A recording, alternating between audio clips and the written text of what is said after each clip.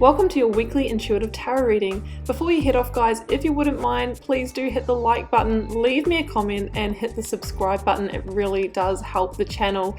Don't forget that you can find me on Facebook, Instagram and on TikTok. All those links are down below, including the link to my website should you want to arrange a personal reading or healing for yourself or learn tarot with me through my immersive Learn Tarot journey.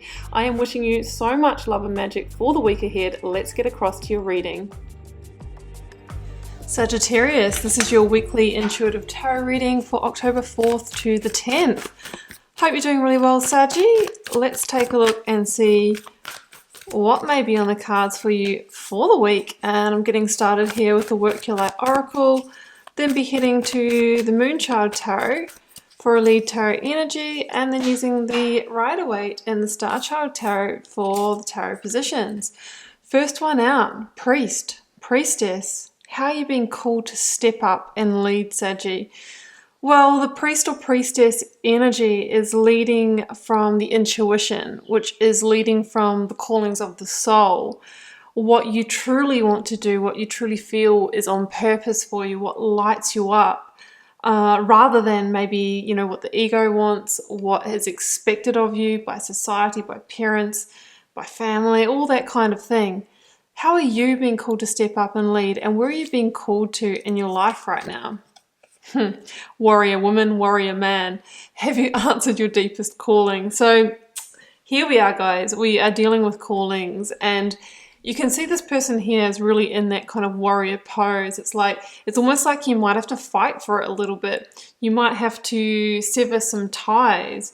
This is the Ace of Swords here, so you might be starting to get some clarity on what your deepest calling really is. And sometimes when we wake up to our callings, we realize that our current life or current situation is quite far away from that.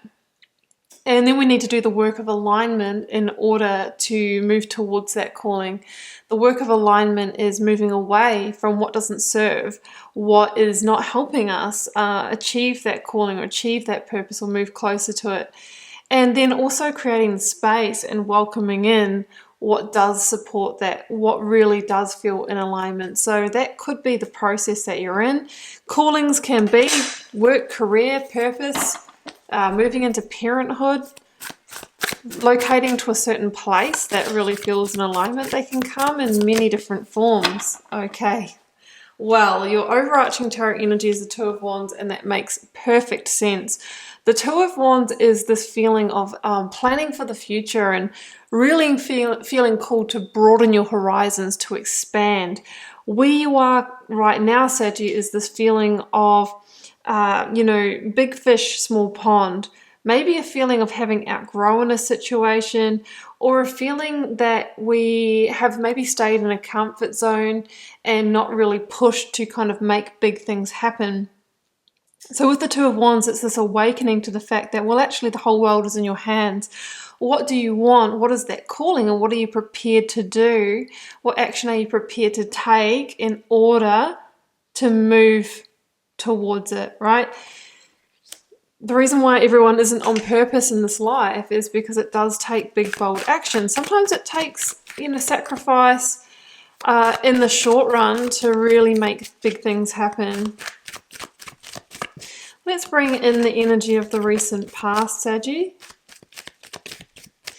Energies leaving, completing, transitioning in your life.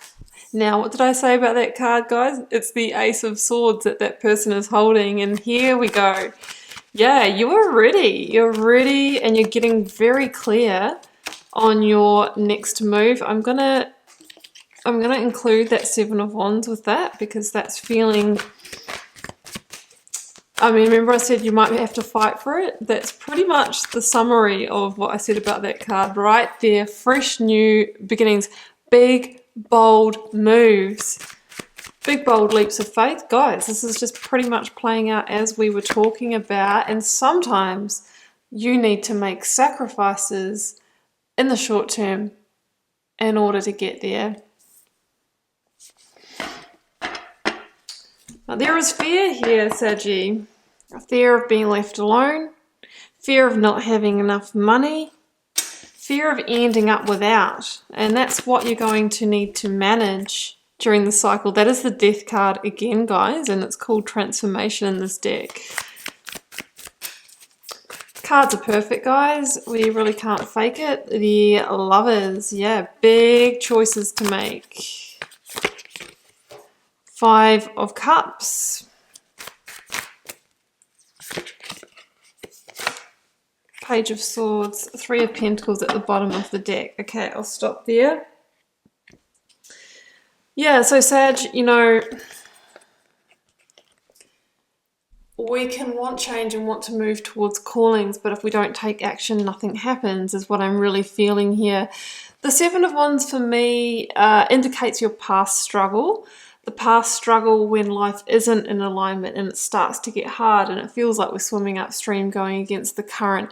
That's what I always say about the 7 of Wands in a general reading. It's that feeling where, you know, we're on the hamster wheel and we're expending a lot of energy, but we're not really getting anywhere because all of the energy is going into just the daily grind, or sometimes fighting off the, you know, the voices in our head that say, hey, this isn't it, you need to go in a different direction. It's like, no, I'm staying here. I'm going to stay in the struggle. But I feel like you've kind of you're losing that fight, right? You're losing that fight. And you're really strongly being called to transform your life in some way. And the Ace of Swords is this kind of breakthrough and this mental clarity that's coming to you, you know, as to what the next step really is. The cards are really saying, you know, you can't get a victory by fighting and struggling and really staying in that kind of energy. The victory is found by transforming your life, by taking the Fool's journey, by taking a leap of faith towards your calling, beyond your comfort zone. There is a sense that you're one big, bold action away from moving beyond a threshold here. And I always see in this card here somebody who is, you know, coming out of the chamber, coming out of confinement, coming out of, you know, the small pond scenario that I was talking about, into the expanse towards the light. And you're being guided. You know, that sun energy appears in the Death card, it appears in the Fool, it appears in this version of the Death card as well, you know, as being called towards truth, towards light.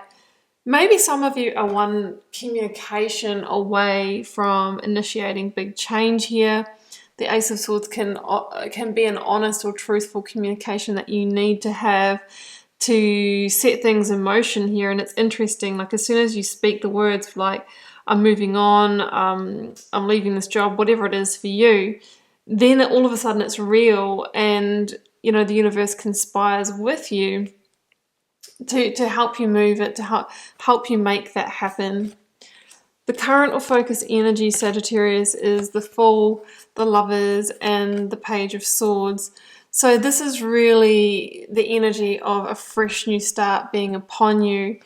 And, you know, the cards are clearly saying that it is time for transformation, it is time for the new. I mean, aces are new beginnings as well. The Lovers, this could be a new beginning either towards or away from a karmic connection romantically or in business. But the Lovers is also about really big choices around matters of the heart. And it does ask you to choose wisely, Saggy, because generally with the Lovers, there is someone that could get hurt, right? Someone that we might be leaving behind.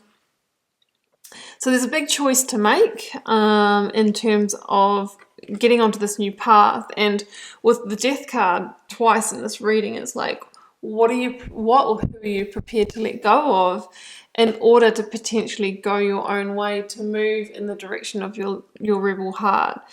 So the Fool is about being guided onto that path and not being worried about where it's all heading or what the destination is, but we're following that priest or priestess energy, the instincts, the intuition, and, you know, towards the winds of change. The Page of Swords can also be change in its infancy, right? It's not going to go from 0 to 100 in 1 week, but we're initiating the change. This can be the communication, again, that needs to happen to set things in motion here. I do see that your biggest, oh, here's the Five of Cups again, guys. That's the Five of Cups in this deck here. I see that your biggest challenge here is this feeling of what you're leaving behind is some kind of loss. And there might be a temporary time where, you know, your finances do decrease, especially if you are leaving a job or a partnership or something like that. We can feel like this momentarily. Oh, now I've got less money. Now I've left that kind of, there's Three of Pentacles, that kind of group situation, that family, that stability, and I'm on my own. But we really need to not see, you know, what we've had to leave behind, or, you know, as a loss, as a hardship, because otherwise we miss the new opportunities that are right there waiting for you. So there are new opportunities, and there's a fresh new start and a victory here. Don't get caught up in the past and what you've moved away from. Otherwise, the message is, you know, the more we stay in the lack energy, the more of that we attract. You need to see the big picture here. You know, that's the Hierophant here. These people are passing the church, but they don't see it because they're consumed by their own misery. It's this metaphor of not being able to see the forest for the trees. So all of a sudden we can be thinking that we're open to a new start, and we get caught up in what we're needing to leave behind. The fear kicks in, and then we just don't embrace change. That's what I feel is the, you know, the antithesis of not really embracing change here. And there goes the Lovers again. Instead, whoops, wrong card, sorry. This is the energy.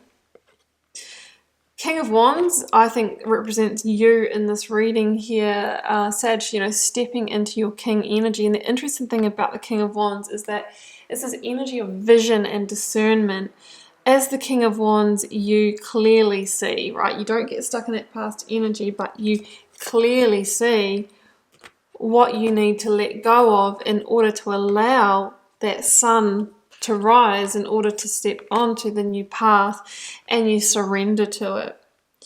Because you know that if you stay in the old, it's just a continuous battle, a continuous struggle and fight.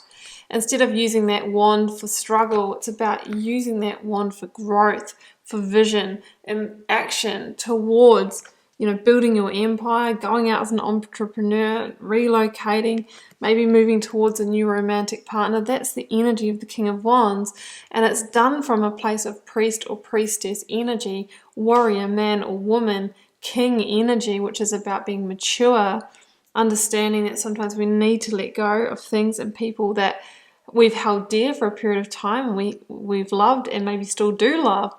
But sometimes things have served their purpose and had their time, and in order to move on to fresh new starts and new beginnings, we do need to, you know, release, clear the slate, you know, purge, create the space for the new to come in, and the new to unfold, and the new to transform your life in some way, Sag. So I am going to leave it there, Saggy, and I really hope that this gave you some guidance. Keeping in mind it's a general reading for the collective. I read them very generally, and it won't and can't, and it's not meant to resonate with all of you. Feel free to drop me a comment if you're called to share. I read each and every one and do my best to interact with you all over there as well. It helps me get to know you guys, connect with your energy, and see what the collective themes are. It's been a pleasure to read your cards, Saggy. I will see you back here for another one next week. Bye for now.